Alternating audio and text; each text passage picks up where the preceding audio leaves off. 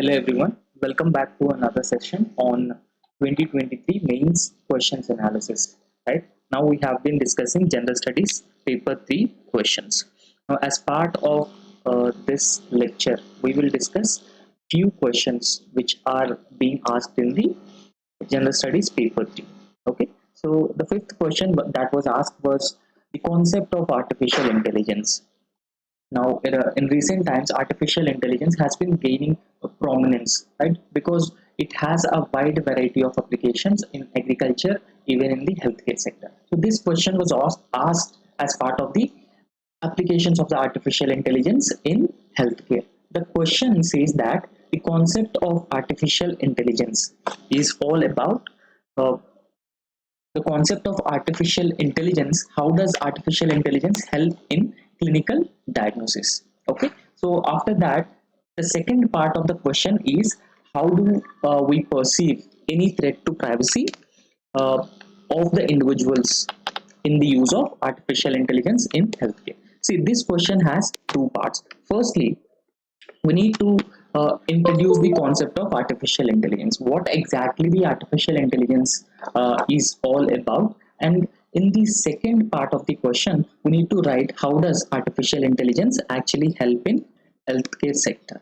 Now, after addressing this part, you have to write how artificial intelligence is perceived as a threat or a privacy threat to the individuals, right?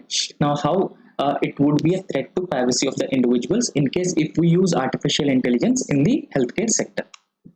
Now, so in the introduction, you just introduce what is artificial intelligence. This is a very simple way of writing introduction.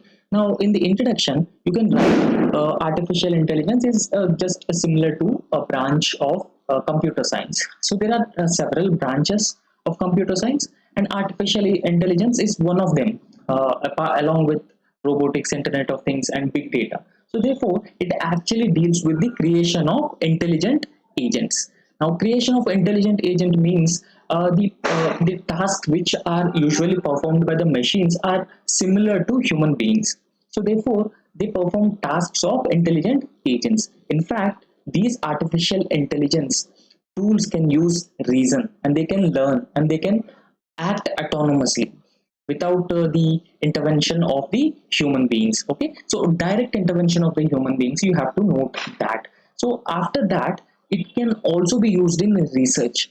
Okay, so therefore it will be a very successful in developing techniques like solving a wide range of problems, from game playing to medical diagnosis. Now, so see how this question has linked to the this introduction has linked to the question. So the introduction itself saying that artificial intelligence has potential applications even in the medical diagnosis. Now we need to address the second part. In the first, see, remember this is the 150 word answer. Since it is the 150 word answer, you cannot write around 50 to 60 words for artificial intelligence alone. So you just simply explain what is artificial intelligence in just 30 words, so that you can give adequate time for other parts as well. Now, after writing this, you have to address artificial intelligence in clinical diagnosis, how artificial intelligence will help in clinical diagnosis. So, you have to approach this question in this manner.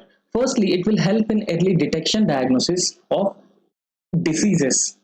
So, if we use artificial intelligence driven technologies such as deep learning models, so they in fact have a very significant applications. So they in fact have a very significant applications in terms of detection and diagnosis of new diseases. For example, they can disease cancers, and they can detect even the genetically genetic diseases, and they can also easily detect diseases like cardiac arrhythmias.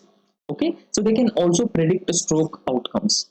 So this is one such a potential application of the artificial intelligence. Now, after that, you can also write about the accuracy of the test being conducted.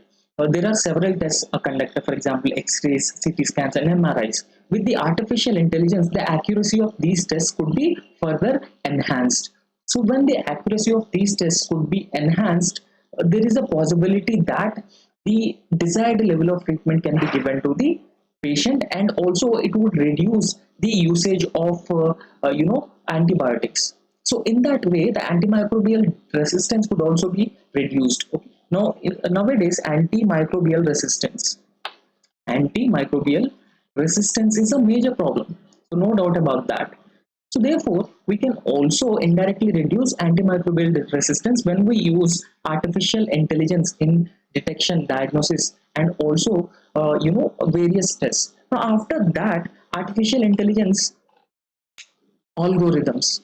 Okay, so artificial intelligence essentially work on algorithms. So already we have a certain data about the diseases, and this data can be feed into the artificial intelligence devices so that they can detect new diseases, right? So new diseases like cardiac arrhythmiasis, and from electrocardiograms ensuring timely interventions. So when we are able to detect the new diseases in a timely manner and at a faster pace, then that would be very crucial in medical science, because we can intervene, the interventions can be timely interventions, and we can save the precious lives. So therefore it could revolutionize entire medical technologies.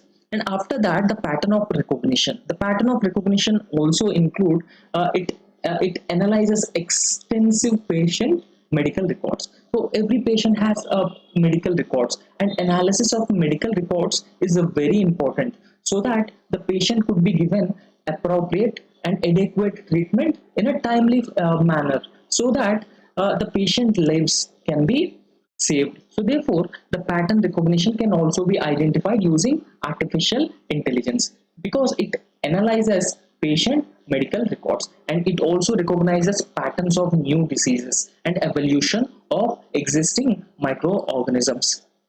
And after that, there's an example. The example is, in fact, in India, identifying risk factors. So many number of people have been suffering with a problem of diseases like diabetes and hypertension. So therefore, artificial intelligence has a very significant applications or very potential applications when it comes to detection of diabetes and hypertension at an early stage. So when we are able to identify diseases at an early stage, much early stage, then that would be helpful, not just for the patients but also for the entire a segment of population. Now after that, the robotic processes automation. So in medical science, whenever a treatment is being conducted, the robotic processes are increasingly being used for remote surgeries. Now when we are conducting remote surgeries through artificial intelligence, it could further increases the accuracy of such surgeries. Okay, so a treatment targeted treatment can be possible. For example, when it comes to the cancer treatment, now when we are discussing about the cancer treatment, it is more about preventing the growth of excessive growth of the cancer cells. So with the robotic processes, which are primarily guided by the artificial intelligence, there is a possibility that we can accurately prevent the growth of these cancer cells. Now apart from that, artificial intelligence guided treatment is recommendation. Okay, treatment recommendation. Now whenever we use artificial intelligence excessively, because it analyzes huge amount of data with a much lesser time, it could be able to predict the diseases much more accurately. So when it be able to predict such diseases, it could recommend the proper treatment also. So when it is able to recommend the proper treatment, then there's a possibility that the time required for testing, diagnosis, and the treatment could be further reduced. In fact, there's an example called Israeli health tech firm Genetica Plus, right? So the example is Genetica Plus. It has been using the stem cell technology and artificial intelligence software, okay, so that it can match the antidepressants to patients and minimize the side effects. For example, if a surgery is being conducted, and after conducting such a surgery there would be some side effects. Okay, so because in order to minimize such a side effects, Israeli tech firm called Genetica has been using this stem cell technology and artificial intelligence mixed tool. Now after that, a medical image analysis could also be possible through artificial intelligence. Now, there's an example being given. For example, Google's DeepMind, it has pioneered in artificial intelligence diagnosing eye diseases. Now, after that, you can also mention about health monitoring. For example, when a patient is on medication, then constant monitoring of that patient becomes very difficult. But whenever the patient is on artificial intelligence system driven monitoring, it is always possible that it constantly monitor the patient and send important inputs to the doctors so that appropriate treatment can be possible. So here also some examples given. For example, Fitbit, Apple, and similar devices. So they constantly monitor the heart rate and also the activity levels. So when they are monitoring these heartbeat and the heart rate, so they can also provide some key inputs so that appropriate actions could be taken. Now, the third part of the answer is about the threat to privacy of the individuals when individuals use artificial intelligence driven healthcare systems. First and foremost, it has a huge privacy concerns. How it has a huge privacy concerns? Because whenever artificial intelligence is being used in healthcare systems, now you cannot simply use a new AI without any data to predict such diseases. Rather, you have to feed the disease data to artificial intelligence system. So when you are feeding such data, only then it could be able to analyze different factors which are actually involved, so that it could recommend appropriate treatment. So therefore, they could be used to identify and track individuals without their consent. Now, the surveillance state is a very pressing challenge and the concern. So therefore, it also poses artificial intelligence can also be used in healthcare technology, particularly for identifying and tracking down individuals without actually their consent. So there's an example also given, a hospital in South Korea that has faced a huge backlash because it has discovered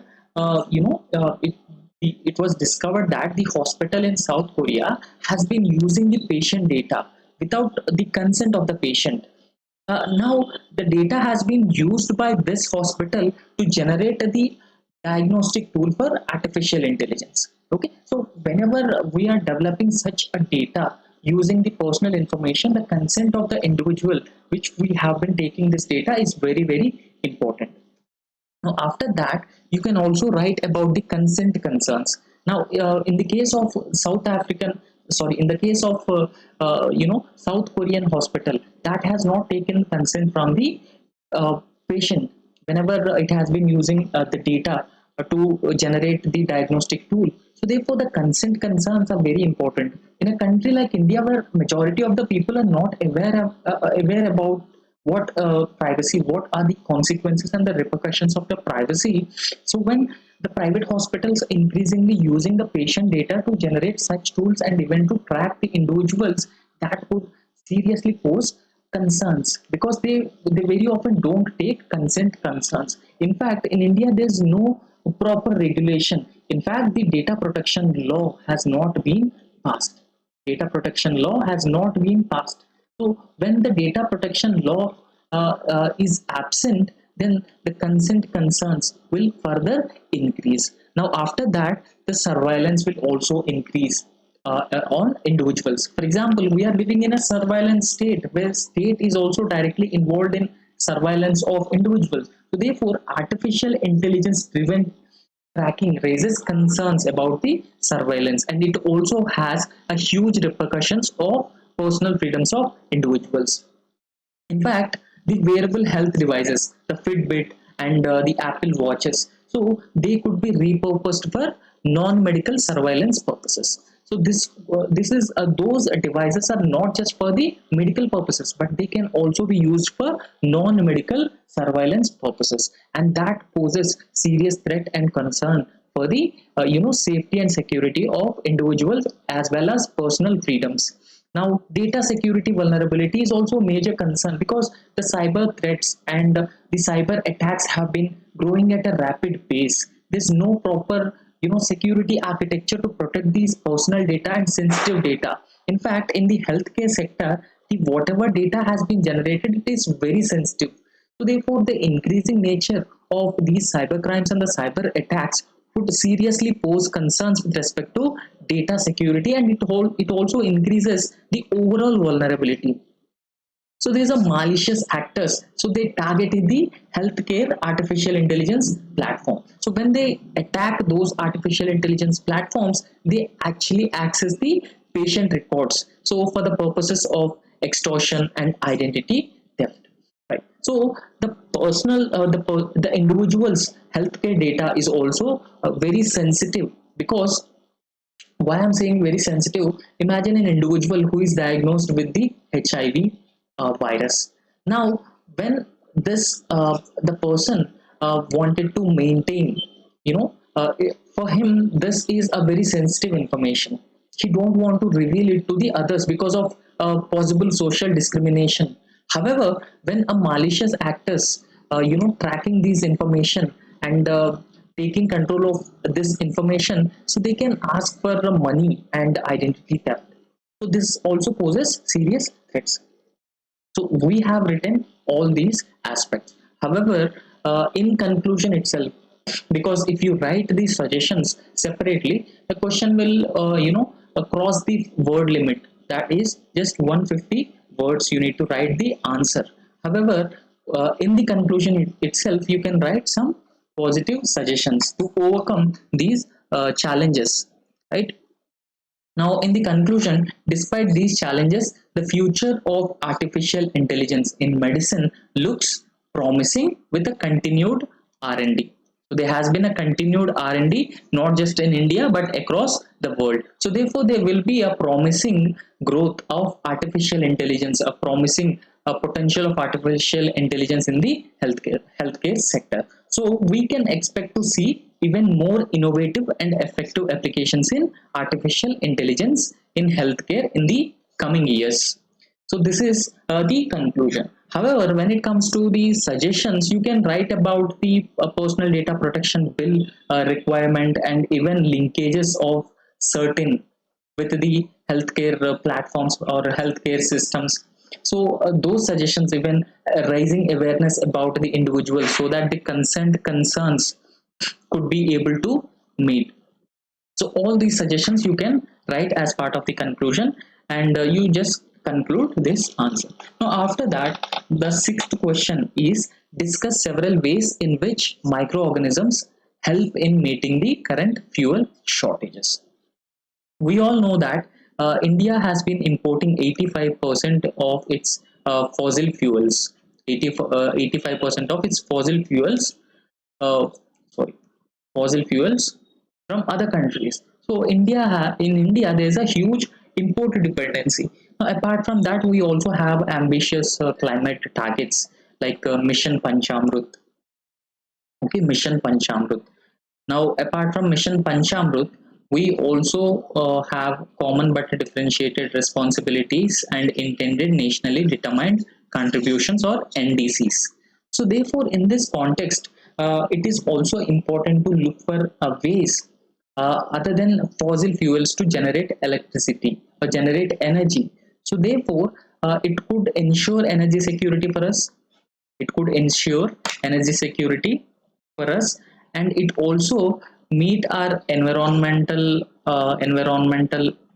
goals environmental goals, and also they are ecological friendly fuels, because they result in less uh, pollution pollution. Now in this question, we need to discuss about, it would be better if you write some data on India's energy scenario, the overall energy scenario, and after writing this data, you just have to link this introduction with the question statement, why India has been focusing on developing energy through microorganisms. Now, if you look at this interesting data from the International Energy Outlook, now International Energy Outlook says that the world energy consumption is expected to increase by around 71% from 2003 to 2030. So therefore, in this context, it is important to understand that over a period of time, with the increasing population and with the increasing aspirations of the countries to grow economically, it is the energy demand has been constantly increasing, and the demand is particularly very high from the developing countries and emerging economies like India. Now, India, there has been an increasing demand for the energy. For example, the same International Energy Outlook has said that India's energy demand could increase around 50% by 2049. So, in this context, India should also look for non-conventional sources of energy. So, in search of non-conventional sources of energy, now India has also been focusing on production of biofuels. Production of biofuels. So, biofuels are fuels which are produced from the microorganisms. So, therefore, in order to meet the energy security needs, India has been focusing on the production of biofuels through various processes. So just this much of a brief introduction is enough for your answer.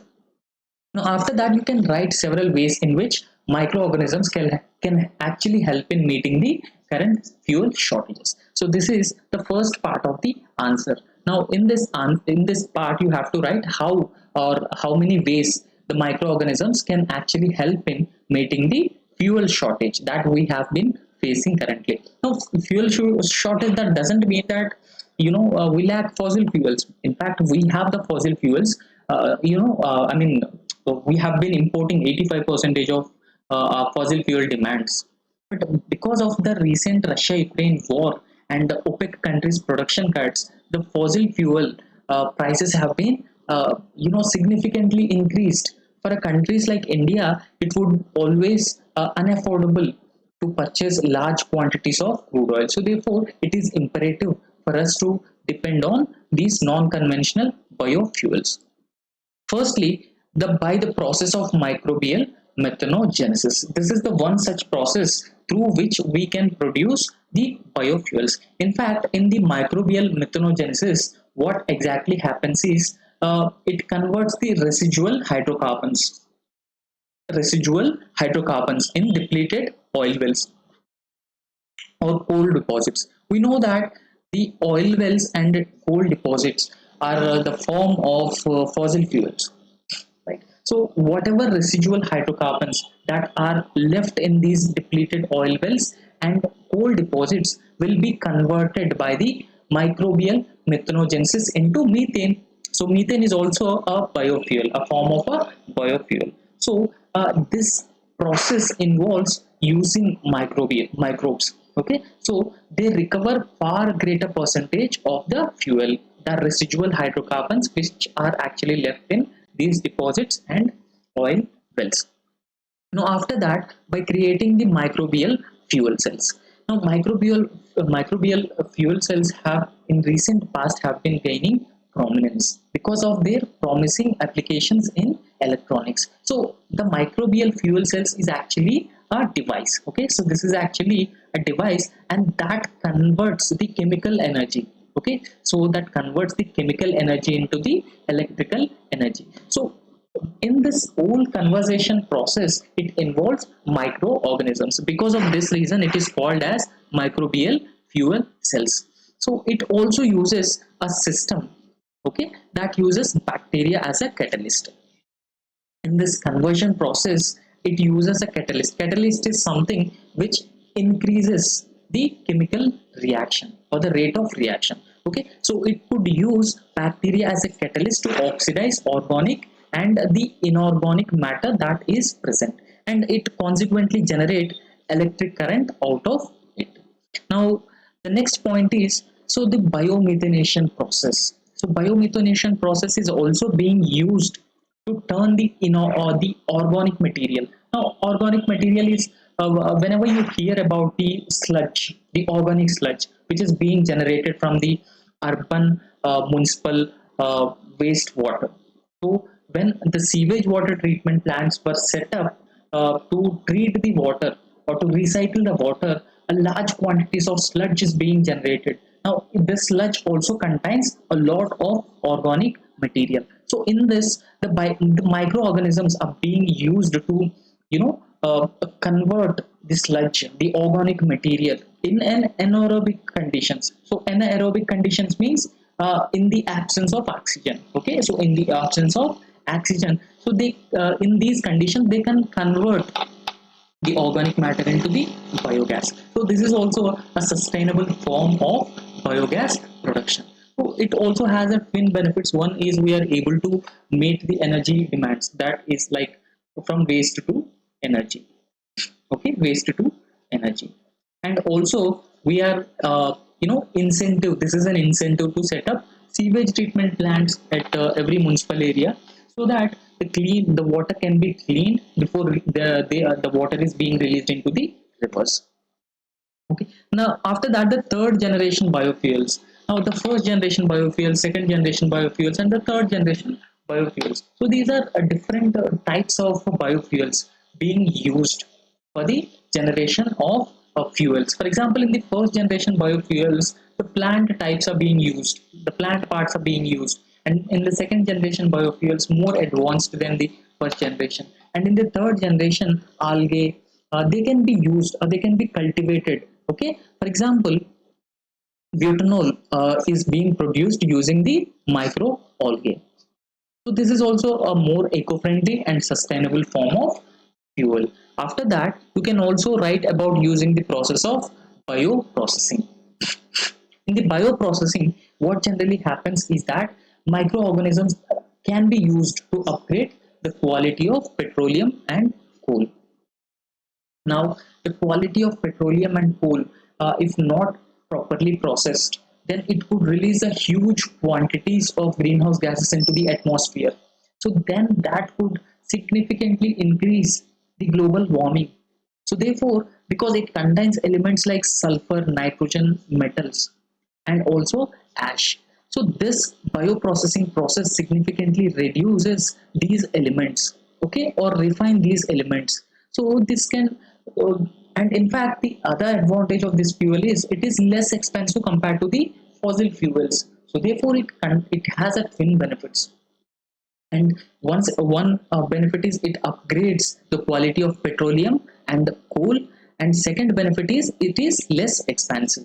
So after that, the biohydrogen production from the biomass, and this is another technique that can be used to produce biofuels. So this process involves microbial fermentation processes. Now we all know about the fermentation, in the production of alcohol. Even vaccines are being produced through the help of microorganisms through fermentation processes. So therefore, the fermentation process can actively convert the biomass into the hydrogen gas. Now that can be used as a clean energy source. Now, so we have to write the benefits also. So the benefits of these fuel generation from the microorganisms involves that it is a more renewable and sustainable energy source. So renewable energy generally means that you can produce it number of times, and it will not have any significant environmental consequences also. Now, secondly, it results in reduced greenhouse gas emissions. We all know that because of increased use of fossil fuels, the greenhouse gas emissions have been significantly increasing, and that has been driving force behind the climate change. So therefore, when we use fossil fuel or when we use biofuels produced from microorganisms, they can reduce the greenhouse gas emissions and also carbon from the atmosphere energy. And it also ensure countries like India energy security and most cost effective energy production. The third point is, when we are able to produce the enough energy to meet our economic growth demands, and that would translate into economic growth. When economic growth is robust in any economy, that would also result in significant job creation. So therefore, the developing countries like India, the energy demands have been significantly increasing over a period of time. That was rightly that was rightly mentioned by the International Energy Agency in its report. And biofuels are mostly, in most of the times, they are clean fuels. Okay, so they are much more cleaner than the conventional fuels, and this will overall improve the air quality, water quality, that results in lesser pollution. So therefore the climate sustainability also, and India could meet its Panchamrut targets like intended nationally determined contributions, and even in India has a target of net zero to become by 2070. So India could be able to meet these two targets with the help of fuels being produced from the microorganisms. However, it is not free from the challenges. In fact, there are several challenges as well. The first and foremost challenge is technology. So when any country which aspires to produce a large quantities, a large scale energy from these microorganisms, it is not easy. It requires sophisticated technology. So therefore, technology is still in its a very nascent stage. Nascent stage means early stages. So therefore, there is a need for significant R&D investment. So whenever we have a robust R&D, so that could significantly increase the technology. Now after that, the energy intensive production processes. So when we are discussing about the energy intensive production processes, in fact, the production of biofuels through microorganisms requires much more energy. They consume much more energy. Now, in this case, it would be economically unviable. So, therefore, when we have a more and more research and development into the development of biofuels, when we invest more and more, when we develop more infrastructure, that could over a period of time reduce the cost as well. But initially, it is energy intensive and also the cost effective. Now, after that, the high cost of production. Okay, so it also involves there's a huge cost of production of these fuels. So therefore, it is highly cost intensive whenever we are setting up such production plants. And in the conclusion, you can talk about the government programs like Gobadan. So Gobadan is a similar like a production of waste to energy, or production of energy from the waste. And in fact, apart from the Gobadan scheme, the government has also launched a Jaivan scheme. Okay, Jaivan scheme, and the ambitious program of blending 20% ethanol, blending 20% ethanol in petrol, and also launched National Biofuel Policy 2019. Now, earlier we have a 10% ethanol blending, 10% ethanol blending as a target. However, we have met this target successfully by 2019 itself. So, therefore, through this policy, the government has been planning to tackle the challenges and also significantly increase the energy production through biofuels. This is how you can conclude this answer. Now, the next very important question is with respect to dam failures.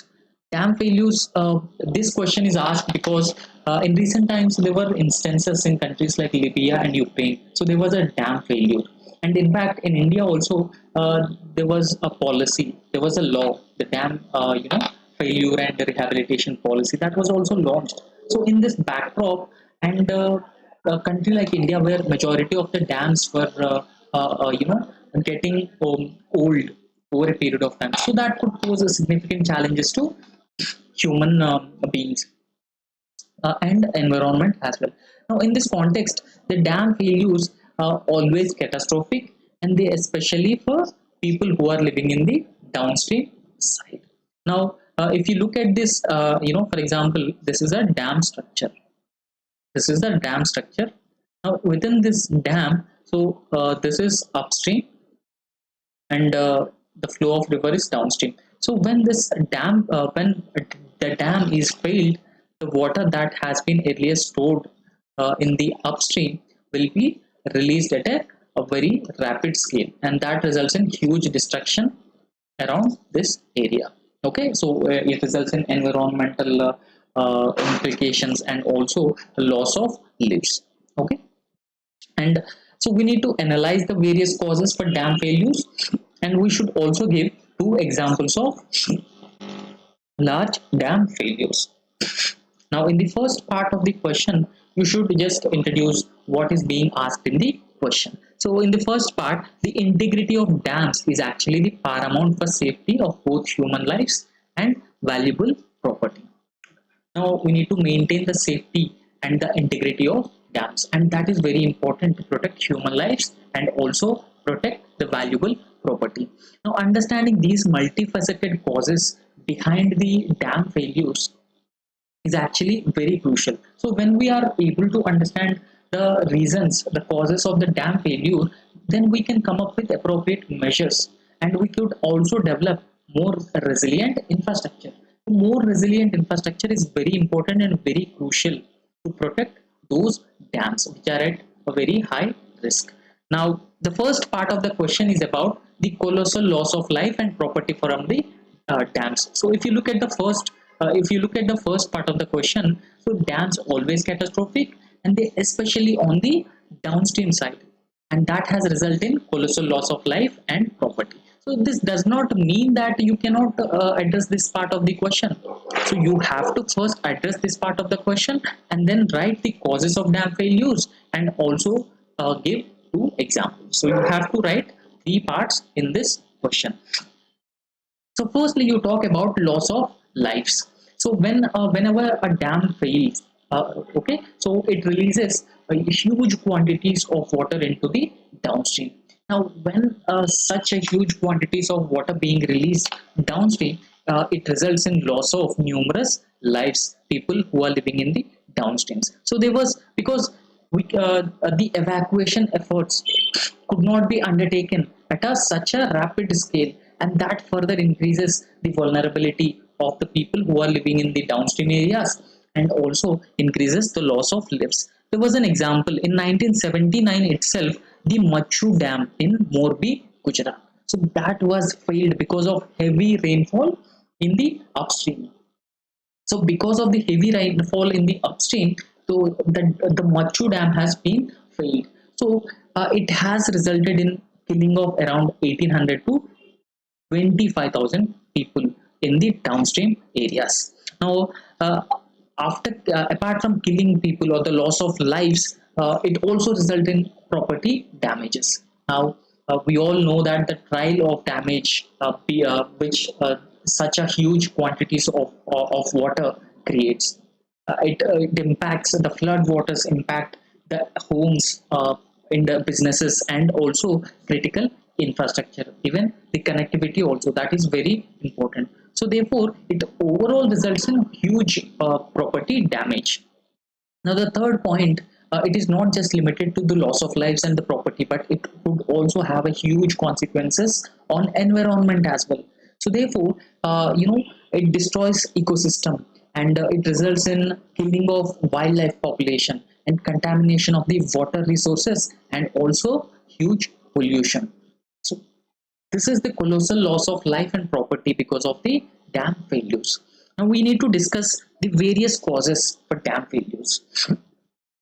Given here the list of various factors. So the first and foremost factor is seismic damage. So whenever a dam is being constructed in a seismically active zones, so that results in a dam failure, a sudden dam failure. Whenever an earthquake occurs, that results in dam failures. So there was an example in India itself, the Koyana Dam that was constructed on Krishna River in Maharashtra. Now, Koyana Dam is also constructed in a seismically very active region. So, therefore, it is also vulnerable to seismic damage. Now, after that, the erosion and piping. Now, this erosion process usually occurs then a flow of water, usually eroding the soil and the dam structure itself. Now, when it has been gradually eroding the dam structure, it will become weaker day by day, and therefore it also further increases the damage and the vulnerability of the dam to floods, heavy rains. Now, after that, the extreme weather events are also a major factor, a major reason. Whenever there is a heavy rainfall and the huge quantities of water flowing through a dam, and the dam capacity is such that it cannot be able to control such a heavy downpour of water, then that could also result in failure of dams, because the dam storage capacity breached. So the capacity of the dam has been increased. The dam capacity has been increased by the water.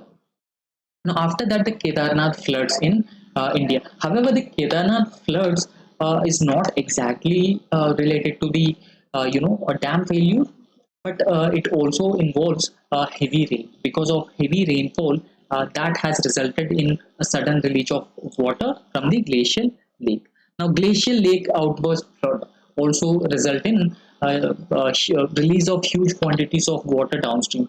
So when huge quantities of such water is being released into the downstream, that could also threaten the dams which are old and which require repairs. And the government has not paid adequate attention in recent past. That also increases the threat or vulnerability of these dams to glacial lake outfloods. However, there involves several human factors. For example, the poor operational decisions being taken when it comes to the management and the maintenance of the dams, and also inadequate maintenance of these dams. Conflict and war, they can also contribute to dam failures. Now, after that, the design limitations also within the dams. Whenever the poor construction material is being used and the design is not properly done, because there's an often a chance that there's a mismatch between the capacity of the dam and the overall water flow from the upstream. So that also result in design limitations, and design limitations would increase the vulnerability of those dams to failure. The question has also asked to write us two examples of large dam failures. So there are two examples I have given here. So one example is the recent Derna Dam collapse. So this dam has been, in news because that was collapsed in Libya. Okay, so the failure of two roughly 75 to 45-meter tall dams because of heavy rain from the storm Daniel. Okay, storm Daniel has resulted in heavy rainfall. So that has resulted in failure of Dana Dam or the collapse of Dana Dam in Libya. And after that, the Kakuoka Dam failure. So that was in news in Ukraine, particularly because in the backdrop of Russia-Ukraine war. Now the dam in Ukraine was breached in June 2023. So this has caused extensive flooding along the lower Dnieper River. Okay, lower Dnieper River. So many experts have concluded that in fact the Russia has involved in a collapse of this dam. So because it could hinder the Ukrainian counter-offensive, or it could limit the counter-offensive of Ukrainian forces on Russia. So therefore, the causes of overall dam failures are multifaceted. Okay, so the dam failure is not just caused by one single factor; it is multifaceted in nature.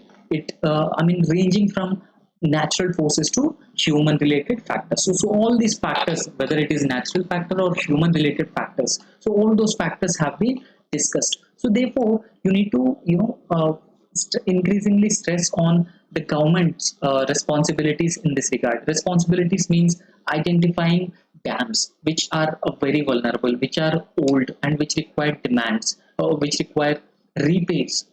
And so therefore allocation of separate budget for those dams and reconstructing them. And there should be evacuation plans also, quick evacuation plans of the plans also for people who are living in the downstream areas. So one such example is in India is Mulla Periyar Dam. So this is a very old dam, and still there are concerns of dam failure of this Mulla Periyar Dam. So several dams in India also, they were constructed before independence. So therefore, there is a need for comprehensive policy. The government of India has launched the dam rehabilitation and the improvement project. So with the financial assistance and the technical assistance from the World Bank, and such policies are actually required for a country like India, because this is India is a country with the largest population in the world, and majority of the population are poor. They lack capacities. In case of any such disaster takes place, and a huge number of loss of lives, loss of property, and environment consequences would take place. Now the next question is about the the oil pollution. Because of increased marine shipping and increased IUU fishing, illegal unregulated fishing. Okay, so Because of this increased marine shipping, oil pollution has become a major feature.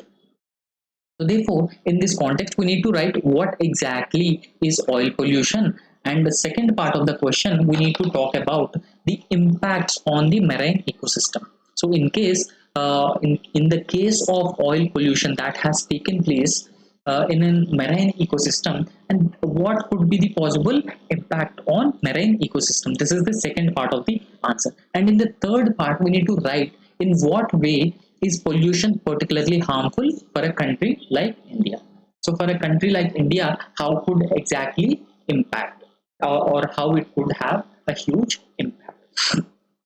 Now, in the first part of the answer, you can simply write what constitutes marine pollution. So, what constitutes the oil pollution? Now, oil pollution usually occurs when the liquid form of petroleum, that is being used in ships leaked into the marine ecosystem.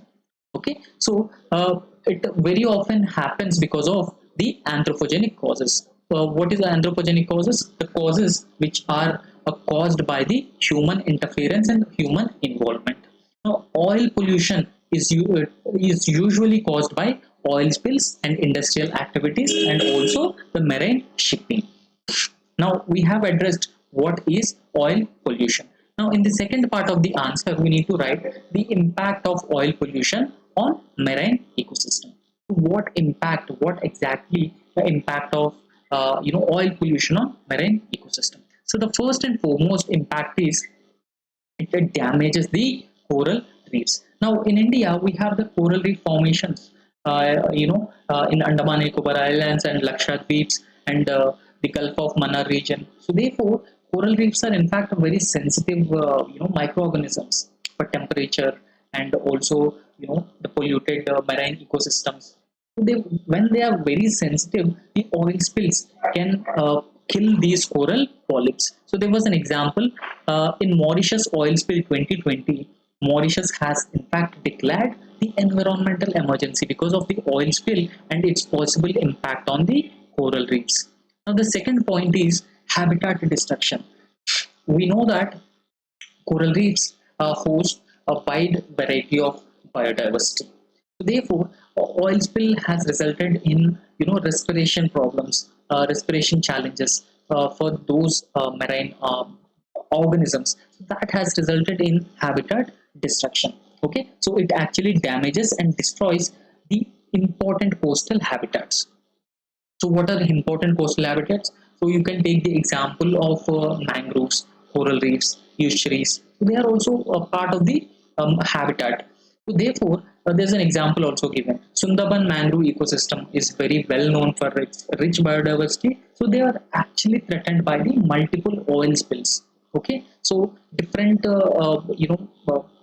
wide variety of marine shipping activities are being undertaken in the Sundarbans region. So, because of this reason, Sundarbans is actually threatened by the multiple oil spills. Now, after that, it also degrades the insulating properties of birds. Now, what exactly the insulating property of birds? So, the oil coating above the sea surface will actually reduce, to insulate themselves and stay pure. So, this can lead to hypothermia and drowning of these birds over the sea in the sea.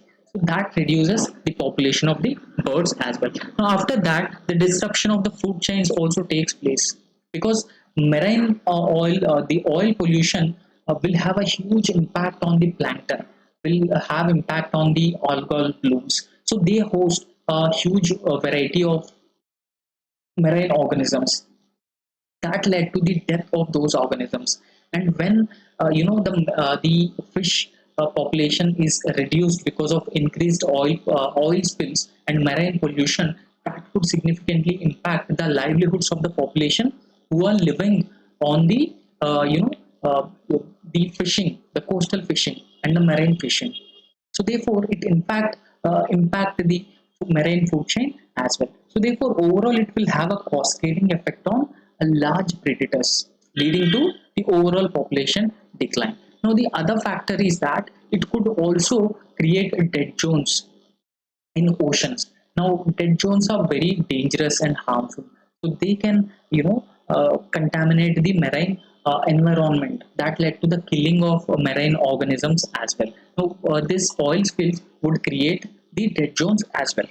Now, because of increased the intensity of oil spills, they can also contaminate the marine products that we use on day-to-day basis. For example, the fish, and it results in biomagnification.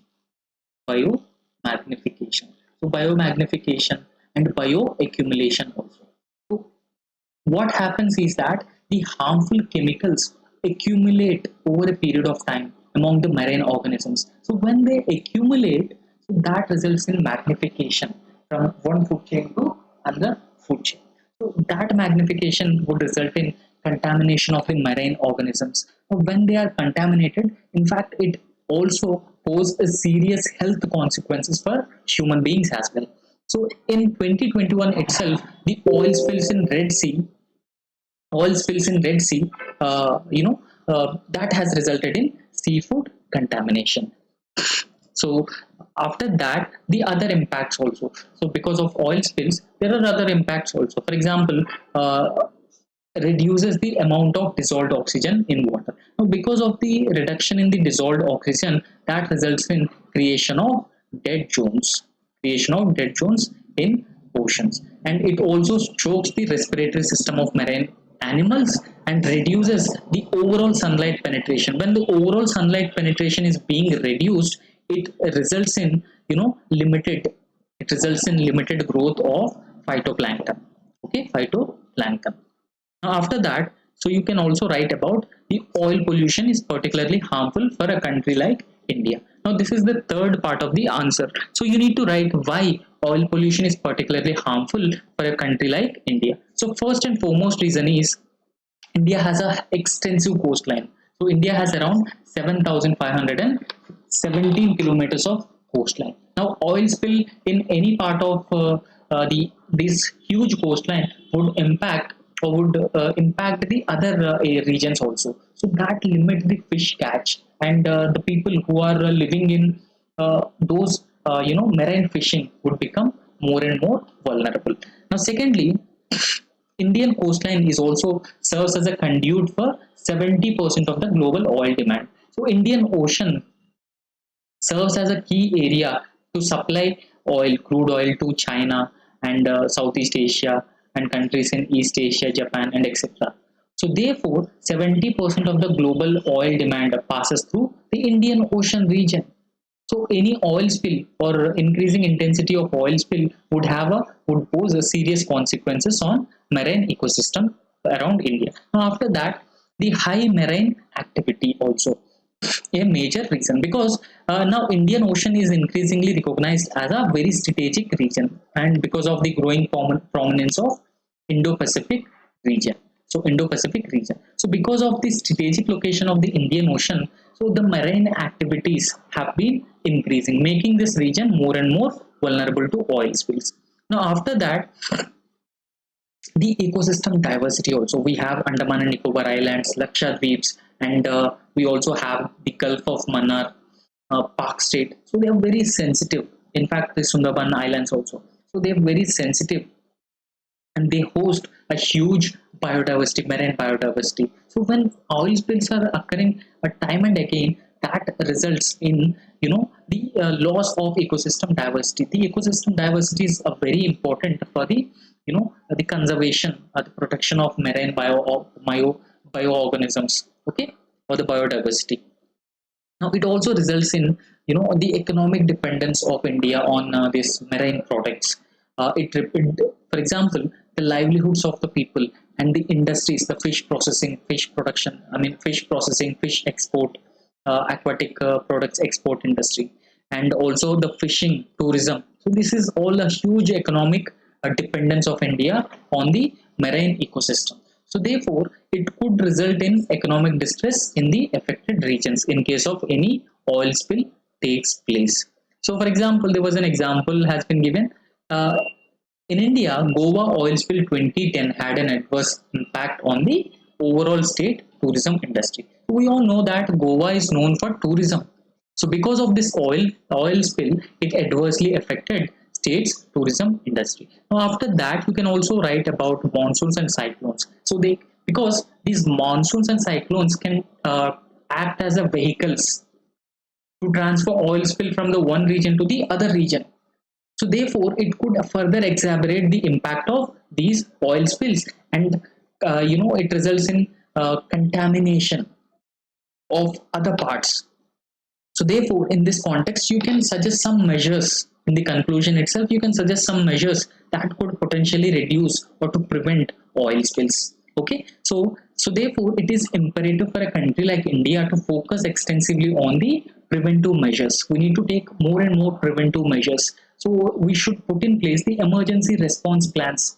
Now, emergency response plans will give us a proper guidelines and proper direction to act. So what should be our course of action? What should be our response in case of a oil spill? And there should be a stringent regulations should also be put in place so that it could reduce or to prevent oil spills. In fact, various technological measures like magnetic soap, autonomous robots, ultra absorbent sponges, and waste human hairs. So they can be employed in post oil spill mitigation. In case of oil spill has taken place, these technological interventions could be taken. Now, if you have heard about the oil japper, so that is also a technology to clean the oil spills. Okay, so this is all about this marine pollution or oil spills and its impact on the marine organisms and how it results in marine pollution. Okay, so that's all for today, and in tomorrow lecture we will discuss a few more questions. Okay, so thank you.